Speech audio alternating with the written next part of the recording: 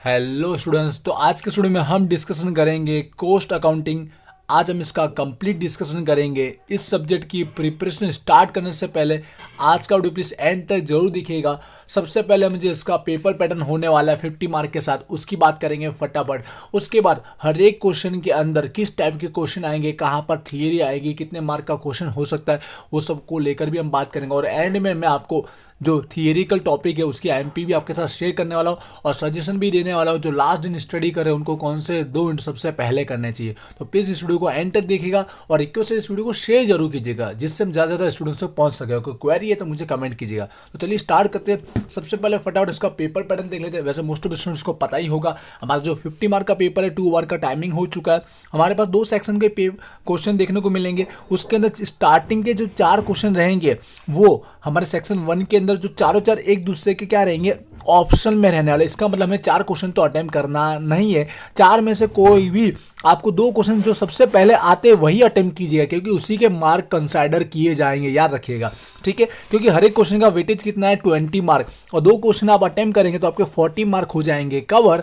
और लास्ट के पेपर के जो 10 मार्क बचे वो क्वेश्चन 5 के अंदर पूछे जाएंगे और उसी के साथ आपके 50 मार्क हो जाएंगे कवर। अब हर एक क्वेश्चन के अंदर डिटेल में हम देख लेते हैं भाई कॉस्ट अकाउंट में किस तरह का पूछा जाएगा। जैसे आप जानते हैं 4 क्वेश्चन वो हर एक यूनिट में से ही बनने वाला है। एक यूनिट में से एक क्वेश्चन बनने वाला है, चाहे एक यूनिट के अंदर 2 चैप्टर हो या 1 चैप्टर हो, हर एक यूनिट में से एक क्वेश्चन बनाया जाएगा। मतलब पूरी बुक का सिलेबस आपको देखने को तो मिलेगा ही।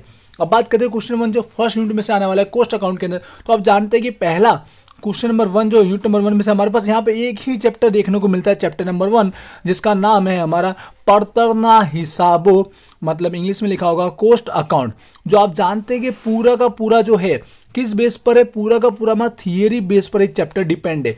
पूरी की पूरी थियरी ही है इस चैप्टर के अंदर। इसका मतलब ये जो क्वेश्चन 1 है आपका पूरा थियरी पे ही आने वाला है। अब ये थियरी मतलब डायरेक्ट आपके समझ सकते हो कि पूरा जो रहेगा क्वेश्चन 120 मार्क थियरी पे ही डिपेंड है। अब इसमें एग्जाम में हो क्या सकता है समझिएगा। वैसे तो जब 2.5 आवर का टाइमिंग था तो 14 मार्क की थियरी हुआ ही करती थी और ऑप्शन में 7 की हुआ करती थी।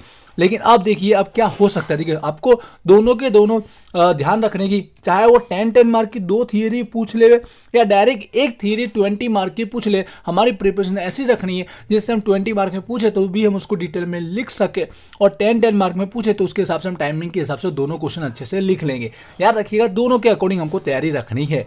चांसेस दोनों में से कोई भी हो सकता है, हमें तो लिखने से मतलब। तो पहला क्वेश्चन पूरा थियरी के लिए लास्ट में जरूर बताऊंगा कि कौन से 2 यूनिट आपको करना चाहिए। अगर आज स्टडी करो आपको कुछ नहीं आता तो ध्यान से देखिएगा, और इसके एमपी भी मैं आपके साथ शेयर करने वाला हूँ। आते हैं क्वेश्चन नंबर 2 की ओर, जो हमारे यूनिट नंबर 2 में से आने वाला है। आप जानते हैं हमारे यूनिट नंबर 2 के अंदर 2 चैप्टर देखने को मिलते हैं, चैप्टर नंबर 2 और चैप्टर नंबर 3, जिसका नाम है मटेरियल 1 मटेरियल 2, मतलब माल सामान हिसाबो 1 माल सामान हिसाबो बे। अब दोनों चैप्टर देखा जाए तो पूरे के पूरे प्रैक्टिकल है। वैसे छोटी मोटी थियरी भी है, जब हमारा 3 आवर का टाइमिंग हुआ करता था तो उसमें से थियरी भी पूछी जाती थी, बट अभी आप प्रैक्टिकल समझ सकते हो क्योंकि एक थियरी का पोर्शन पूरा आ चुका है। आपको यहाँ पे भी थियरी देखने को मिल रहा है। इसका मतलब 70% तो आपको प्रैक्टिकल पूछना अलाउड होता है। इसके लिए थियरी देखने के चांसेस बहुत ही कम है यहाँ पर। ठीक है, बहुत ही कम है। तो हम बात कर लेते हैं हो क्या सकती है, 20 मार्क कैसे कवर कर सकता है। वैसे देखा जो मटेरियल 2 जो है पहले 14 मार्क का इसमें से एक सम्स आता ही था, तो वो 14 को 20 कर भी सकता है। लेकिन अब 2 चैप्टर इन्वॉल्व है तो दोनों को वो सेटिस्फाई करने के लिए क्या करेगा, दोनों चैप्टर में से एक सम्स पूछ लेगा और 10 मार्क के अकॉर्डिंग पूछ लेगा। इसमें से भी जो लॉन्ग सम हुआ करता है वो भी आएगा। ठीक है, अब इसके अंदर आने वाली मेथड की हम बात कर लेते हैं, दोनों चैप्टर में क्या क्या है। जैसे आप जानते हैं दोनों के चैप्टर जो है यहाँ पर देख लीजिएगा। चैप्टर नंबर 2 जहाँ पर आपको 2 मेथड देखने को मिलेगी, माल सामान 1 मटेरियल 2। पहला हमारा जत्था के रिगार्डिंग जो टॉपिक है स्टॉक लेवल, जैसे कि हम maximum level, minimum level, ordering level, EOQ, ठीक है, सारे टॉपिक करना है। जत्था मतलब लघुत्तम जत्था, महत्तम जत्थो, वर्दी सपाटी, सारे करना है, याद रखिएगा। क्योंकि 10 मार्क में पूछेगा तो कम से कम 4 से 5 पॉइंट तो पूछेगा ही। आपको तैयारी सारे अच्छे से रखने की। दूसरा टॉपिक इसी चैप्टर के अंदर हमारा माल सामान फेरबदली दर, इन्वेंटरी टर्नओवर रेशियो, जिसके अंदर हमारा क्या टॉपिक आता है जानते हैं, हमारा सरेराश स्टॉक निकालना पड़ता है, माल सामान वपराश निकालना पड़ता है, माल सामान फेरबदली दर, ठीक है, एवरेज स्टॉक, मटेरियल कंज्यूमर, मतलब सारे टॉपिक का ना दोनों के दोनों अच्छे से करके। ऐसा नहीं कि फर्स्ट वाला एग्जाम आएगा सेकंड नहीं आएगा, ऐसा नहीं होता। दोनों का अच्छे से करना है। उसी तरह चैप्टर 3 जो हमारा मटेरियल 2 है, माल सामान बे, जिसमें तीनों मेथड आपको अच्छे से करनी पड़ेगी, क्योंकि एग्जाम में तीनों में से कोई एक सिंगल भी पूछ सकता है या डायरेक्ट एक ही सम्स में तीनों अलग अलग डेट की पूछ सकता है। मैंने दोनों टाइप के दोनों चैप्टर में अच्छे से अच्छे सम्स मैंने अपलोड किया। अगर आप पूरे वो सम्स भी कर लेते हो ना तो भी आपकी तैयारी अच्छे से हो ही जाती है, और उसके बाद एक दो एग्जाम्पल भी कर लोगे तो भी इनफ है, उतने में पूरा चैप्टर आपका कवर हो सकता है। सारे टाइप के मैंने वीडियो अपलोड किया, प्लेलिस्ट जरूर देखिएगा और अच्छे से स्टडी कीजिएगा। क्लियर हो चुका है यूनिट नंबर 2 की बात की मैंने। आते हैं हम यूनिट नंबर 3 की ओर। जानते हैं यूनिट नंबर 3 के अंदर हमारे पास एक ही चैप्टर है, चैप्टर नंबर 4, जिसका नाम है डायरेक्ट लेबर, प्रत्यक्ष मजदूरी। ये चैप्टर भी पूरा यहाँ पर प्रैक्टिकल सम्स में ही आने वाला है, जो हमारे 20 मार्क कवर करने वाले सम्स के अकॉर्डिंग। अब यहाँ पे हो क्या सकता है तो ध्यान से सुनिए। इसके अंदर भी आप जानते हैं कि दो टाइप के सम्स देखने को मिलते हैं, दो टाइप के। तो यहाँ पे चाहिए, पहले भी ऐसा होता था 14 का पूछा जाता था एक मेथड को, लेकिन हम 10 के अकॉर्डिंग ही तैयारी कर लेंगे, क्योंकि हमको करना तो दोनों मेथड अच्छे से। अगर 20 में पूछ लेगा एक मेथड तो भी हम कर लेंगे अटेम्प्ट अच्छे से, या दोनों मेथड को पूछ लेगा तो भी हम कर लेंगे, और आने के दोनों मेथड के चांसेस ज्यादा है। देख लेते हैं इस चैप्टर के अंदर कौन सी दो मेथड है। जैसे आप जानते ही होंगे हमारे पास दो मेथड है। एक तो है वेतन प्रथा, वेज सिस्टम, जिसमें समय वेतन प्रथा, कार्य वेतन प्रथा, हेल्सी, रोवेन। ठीक है, तो अच्छे से प्रैक्टिस कर लेनी है चारों के, और अलग अलग टाइप के सम्स भी गिन लेने के, छोटे छोटे सम्स से कुछ ज़्यादा डिफरेंट नहीं है। सेकंड टॉपिक है मजदूर फेरबदली दर, लेबर टर्नओवर, जिसमें आप जानते हैं छूटा थયેલા कामदारों, नवा निभाયેલા कामदारों, संयुक्त वाला। ठीक है, सेपरेशन, रिप्लेसमेंट, मतलब हमको ये दोनों मेथड अच्छे से रेडी करना है। अलग अलग टाइप के बहुत सारे सम्स प्रैक्टिस कर लेने के, एग्जाम्पल भी कर लेने के। मैंने वीडियो अपलोड किए उतने तो पहले कीजिएगा, वो तो मैंने कम से कम, और IMP सम्स कराए हुए मैंने, ऐसा नहीं कि टोटल सारे, पर जो IMP टॉपिक वो सम्स मैंने करा दिए। अगर ये करोगे स्टार्टिंग में तो आपको चैप्टर क्लियर हो जाएगा, उसके बाद एक्स्ट्रा सम्स गिन सकते हो। क्लियर, लास्ट में जरूर बताऊंगा कौन से दो चैप्टर सबसे ईजी रहेंगे जो आज के दिन स्टडी करना चाहते हैं। क्वेश्चन नंबर 4 यूनिट नंबर 4 में से आने वाला है। यहाँ पर लास्ट चैप्टर नंबर 5 देखने को मिलेगा, जो हमारा ओवरहेड के रिगार्डिंग है। ठीक है, ओवरहेड मतलब यहाँ पर आप समझ सकते हो परोक्ष खर्चा। यहाँ पर आपको समझने वाली बात है कि ये चैप्टर है ना हमेशा 14 में आता ही था, उसका ऑप्शन में भी 14 का सम्स आता है, 7 में नहीं किया जाता था, क्योंकि दोनों मेथड लॉन्ग होती है और लॉन्ग के वाइज पूछा जाता ही था। तो आप समझ सकते हो यहाँ पर आपको डायरेक्ट एक सम्स 20 का देखने को मिल सकता है। 90% चांस ये भाई एक सम्स आपको डायरेक्ट प्रैक्टिकल 20 मार्क का देखने को मिलेगा। जो ये चैप्टर रेडी कर रहे हैं तो उसके अकॉर्डिंग स्टडी कीजिएगा, अच्छे से अच्छा सम्स कीजिएगा। जो लॉन्ग वाला सम्स है और लॉन्ग वाले ही सारे सम्स है, इसके लिए बेसिक पहले क्लियर कीजिएगा। दो मेथड जो इसमें इन्वॉल्व है उसकी बात कर लेते हैं। अब जानते होंगे इस चैप्टर के अंदर हमारे पास एक यंत्र कलाक दर, मशीन आवर रेट, जिसका वीडियो मैंने अच्छे से अपलोड किया, पहले आप फॉर्मेट पढ़िएगा, बेसिक लेवल का सम्स कीजिएगा, उसका हार्ड सम्स भी कीजिएगा। इसी तरह जो परोक्ष खर्च की वितरणी करते हैं तो किसके आधार पर कौन सा खर्च वितरण किया जाता है वो बेसिक पहले पढ़िएगा। डिस्ट्रीब्यूशन ऑफ ओवरहेड, उसके बाद आप दोनों टाइप के जो उत्पादन वाला और सेवा वाला अच्छा वाला कोष्टक है अच्छे से तैयारी कीजिएगा, क्योंकि एग्जाम में वैसे तो नॉर्मल लेवल का पूछा जाता है, बट आप तैयारी अच्छे से कीजिएगा। अगर ये चैप्टर करें तो दोनों कीजिएगा। ऐसे में को भरोसा नहीं कर, एक सम्स 20 का आ रहा है तो फर्स्ट का भी आ सकता है, सेकंड भी आ सकता है। लास्ट टाइम इसका पूछा गया था, पर दोनों ही तैयारी करके जाना जो ये यूनिट कर रहा है।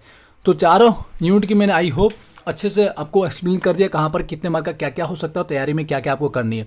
फिर भी डाउट है तो मुझे कमेंट कीजिएगा, लास्ट में जरूर बताऊंगा कौन से दो यूनिट करना चाहिए। आ जाते हैं हमारे क्वेश्चन नंबर 5 की ओर। जैसे आपको पता फॉर्मेट के अकॉर्डिंग MCQ ही पूछना है, तो कोस्ट अकाउंट के अंदर MCQ निकल के आते हैं, आपकी बुक में MCQ दिए तो MCQ ही आएंगे। आपको पता है भाई 5 MCQ अटेम्प्ट करने, हर बार मैं बोला स्टार्टिंग में वही कीजिए जो आपको आते हैं। नंबर का कोई प्रॉब्लम नहीं, स्टार्टिंग से 10 मत कर लीजिएगा, स्टार्टिंग में 5 के अकॉर्डिंग आपको मार्क मिलेंगे। पहले आपको 5वां आता है 5वां करो, फिर 8वां आता है 8वां करो, फिर 10वां आता है 10वां करो, फिर पहला नंबर का कोई टेंशन नहीं, आप अच्छे से 5 वो लिखिए, उसके बाद एक्स्ट्रा लिखने आपकी मर्जी, पर स्टार्टिंग में 5 वो लिखना जो आपको आते हैं। ठीक है, कहाँ पर हो सकते हैं देखिए 2 मार्क के अकॉर्डिंग आएंगे। 5 MCQ अटेम्प्ट करने हैं आपको, 10 मार्क रेडी हो जाएंगे। MCQ 5 से ज़्यादा दिए होंगे, 10 के अराउंड दिए होंगे। MCQ आप जानते हैं कि हमारे पास हर एक चैप्टर के अंदर MCQ दिए है, और उतने MCQ हमारे पास इनफ है। ये MCQ आप देखोगे ना बैठे बैठे एग्जाम में पूछेगा। यूनिवर्सिटी जैसे 2005 तो सेम यही टॉपिक पूछा गया, यूनिवर्सिटी का ज़्यादा टॉपिक पूछा गया था 2013 है, तो यही टॉपिक यहाँ पे जो भी यूनिवर्सिटी का टॉपिक हो सेम टू सेम पूछेगा। तो आप प्लीज़ ये जो भी टॉपिक है यहाँ पर MCQ वाले वो रेडी जरूर कर लेना है, ये MCQ वाले। ठीक है, और जैसे आप जानते हैं हर एक चैप्टर के अंदर MCQ दिए, वही कर लोगे वही बहुत हो गया, वरना 5 पेपर के भी अगर MCQ करते हो तो भी बड़ी बात है, वरना किताब के करोगे इनफ है, उसके बाहर कोई करने की जरूरत नहीं पड़ेगी। 5 चैप्टर के करोगे तो अच्छी बात है, जिससे 5 कोई ना कोई तो मिल जाएगा, वैसे 2-3 चैप्टर करने से भी अपना काम हो जाता है। आई होप सारा क्लियर हो चुका होगा। अब आते हैं भाई आज हम लोग कि आज ही स्टडी करें, हमारे पास टाइम नहीं है और कुछ हमको आता नहीं है, वो वाला न्यू स्टूडेंट्स की बात करो, फिर रेगुलर स्टूडेंट्स की बात करो। तो सबसे पहले आप थियरी पोर्शन पहले कवर कर लीजिए। देखिए 20 मार्क है, 20 मार्क पूरी पूरे 5 थियरी पढ़ोगे तो 20 मार्क आपके गारंटेड आ ही जाएंगे, इतना इनफ है। और बहुत ही नॉर्मल चैप्टर, आप इको बी ए पढ़ते ही हो तो ये चैप्टर तो बहुत ईजी है, जिसमें पॉइंट लिखेगा आप रेडी करोगे आपको आ जाएगा, जो फर्स्ट टाइम स्टडी कर रहे हो वो। उसके बाद तीनों चैप्टर देखा तो बहुत ईजी है, लेकिन सबसे ईजी की बात करूँ तो दूसरा तीसरा दोनों ईजी है, दोनों एक ही लेवल के। यहाँ पे 2 चैप्टर है, यहाँ पे 2 मेथड है, बट अगर देखा जाए तो अब ये चैप्टर ज़्यादा इजी है, इसमें फीफो लिफो पढ़ोगे फटाफट आपको आ जाएगा, वीडियो देखोगे आपका काम हो जाएगा। सेकंड चॉइस आप क्वेश्चन नंबर 2 की कर सकते हो, ठीक है। अब रेगुलर स्टूडेंट्स की बात करता हूँ तो देखिए उनको तो पहले प्रैक्टिकल जितने आते हैं उतने वीडियो देख लीजिए, सारे चैप्टर कवर कर लीजिए, क्योंकि प्रैक्टिकल में कोई रिस्क लेने की जरूरत नहीं, आपको आते हैं सारे चैप्टर, पहले वो सारे कर लीजिए। ऐसा है कि 2 चैप्टर आपको अच्छे से आते हैं तो पहले उसके मैक्सिमम समझ लीजिए, और तीसरे वाले का हल्का फुल्का थोड़ा बहुत जान के चले जाइए, इसलिए बाई चांस कोई रिस्क हो तो भी आप थर्ड पे आ सकते हो। और थियरी का पोर्शन भी आपको भी करके जाना है, ठीक है, याद रखिएगा। ओके, वैसे तो मेरे लिए तो देखा जाए तो सारे ईजी ना, नॉर्मल के चैप्टर को ऐसा है नहीं कि भाई 2 करके जाओ इनफ है, आप कम से कम 3 तो करने ही है, एकदम बेसिक लेवल के हैं सारे चैप्टर, ठीक है। अगर वीडियो देखोगे उतने में इनफ आपको सब कुछ आ जाएगा, क्लियर हो चुका होगा। अब बात करें लास्ट में अभी आईएमपी क्या निकल के आती है जो फर्स्ट चैप्टर की। वैसे तो यहाँ पे भी आईएमपी को थियरी टॉपिक है, लेकिन चलेगा इनफ है, अब फर्स्ट का ही ध्यान दीजिए। तो मैं आईएमपी की डिस्कशन कर लेता हूँ। वैसे लास्ट ईयर जो आईएमपी दी थी उसमें से वो पेपर आया था, वो आईएमपी रिपीट होने के चांसेस होते ही, तो वो आईएमपी तो मुझे देनी ही पड़ेगी। उसके अलावा एक एक्स्ट्रा मैंने लिख लिया, बस ज़्यादा कुछ नहीं है, क्योंकि ये इतने टॉपिक बहुत होते हैं। पहले पढ़तर हिसाबी पद्धति, कोस्ट अकाउंटिंग का आप अर्थ मीनिंग पढ़ोगे, फायदा गैर फायदा, एडवांटेज डिसएडवांटेज या लिमिटेशन, उसके हेतु ऑब्जेक्टिव पढ़ोगे, सब पॉइंट वाले टॉपिक है, पॉइंट आपको फटाफट स्टडी कर लोगे आपको आ जाएगा। सेकंड मेथड इसी के ऑपोजिट में दोनों में से कोई टॉपिक आता, तो ये पहला टॉपिक आया था अगली बार, यहाँ पर समान पढ़तर पद्धति, यूनिफॉर्म कोस्टिंग, सेम फायदा गैर फायदा, एडवांटेज लिमिटेशन। कई बार शॉर्ट नोट डायरेक्ट पूछ लेगा तो आपको शॉर्ट नोट में कुछ भी डिटेल में लिख सकते हो, आपकी मर्जी। अगला क्वेश्चन है टेक्निक, ठीक है, टेक्निक को जिसमें 4 से 5 टेक्निक दी गई, साथ में एक मेथड वाला भी क्वेश्चन है, वो अगर ऊपर से आप देख लोगे तो अच्छी बात है। बस इस चैप्टर में उसके अलावा कुछ और स्टडी करने की जरूरत नहीं है, उतने में आपका काम हो जाएगा। आई होप सब कुछ क्लियर हो चुका होगा। फिर भी क्वेरी है तो मुझे कमेंट कीजिए प्लीज, ऑलवेज एक्स्ट्रा स्टडी करके जरूर चाहिए, इससे आपको जस्ट क्लियर होगा कि हमारे सिलेबस क्या है, किसमें से क्या हो सकता है, कितना स्टडी करना चाहिए, हमेशा एक्स्ट्रा प्रिपरेशन करके जरूर जाइएगा, ठीक है। Wish you all the best, thank you.